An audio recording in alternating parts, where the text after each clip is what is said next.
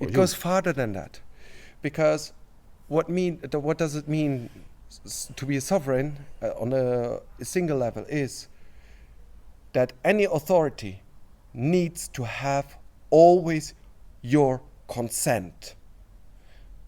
That is legitimacy. Legitimacy cannot be written in stone or in a text for any amount of time.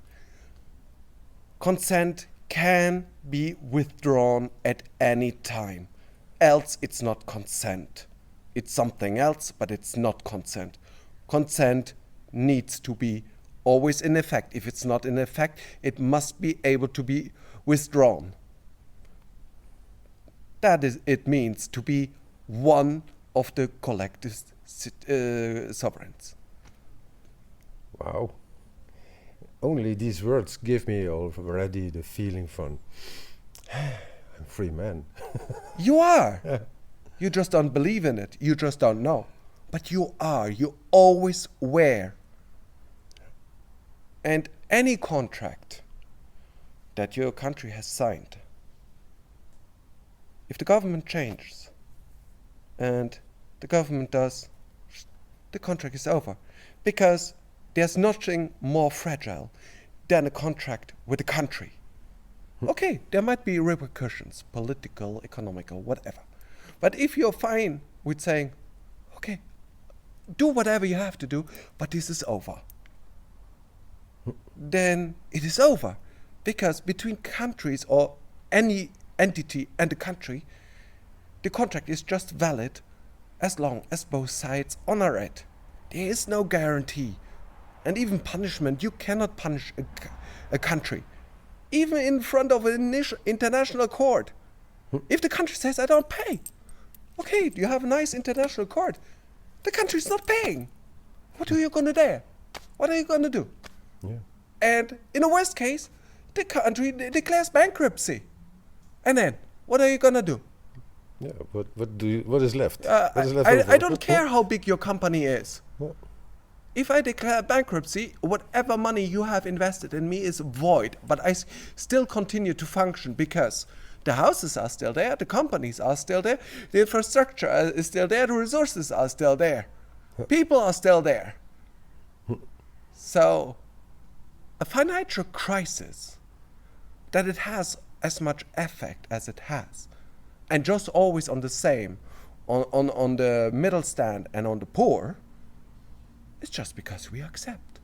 Yeah. Not because it has to be like that. Because every crisis is a Black Friday for the rich and the super rich. Because they are buying cheaper than they should deserve anything they are buying. No. And that's why a country must be allowed to fail, to go bankrupt, and whoever is at the moment the owner of a lot of debt from others, is poor again because the debt is not gonna get paid. That's the way to punish it. Yeah. Void all debt. And the rich are poor, and the poor are again having a decent life. Yeah, but actually You do that for countries, for companies, and private people. Think of it. We are held by debt by a few psychopaths, few sick people, annul all debts, and they're poor. They have no power anymore. Yeah. Everything is void. Yeah. It's that simple. Yeah, and a system is also still rolling, so long as the people give the power and vote on the people who now are doing this with us. So the government and the political sides. So long as people are voting, they give the power away. The thing is, first of all, people think that's the way things are, that they need to give the power away, but they don't need to. Yes. There's nothing contradictory with having a democracy like in the Netherlands, in Belgium, in France, or even Luxembourg or Germany, with on top what the yellow vests are asking, the RIC, the Referendum d'Initiative Citoyenne, a referendum that can be initiated by any citizen. Yeah.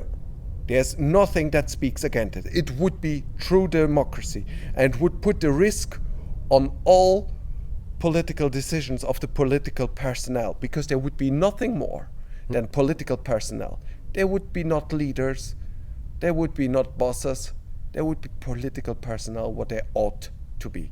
And they would have the risk that any decision they take against the interest of the majority would be overruled.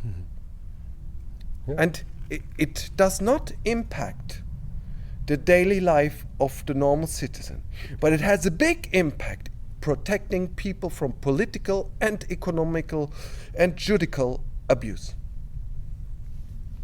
It's simple, just one thing. You don't need to change much. Mm-hmm. That's why I really like this engagement of the yellow vests for this tool, because they are right. They are right. It's the one thing that can counter the concentration of power, be it money or political or whatever. It's the one thing that can counter it. Yeah.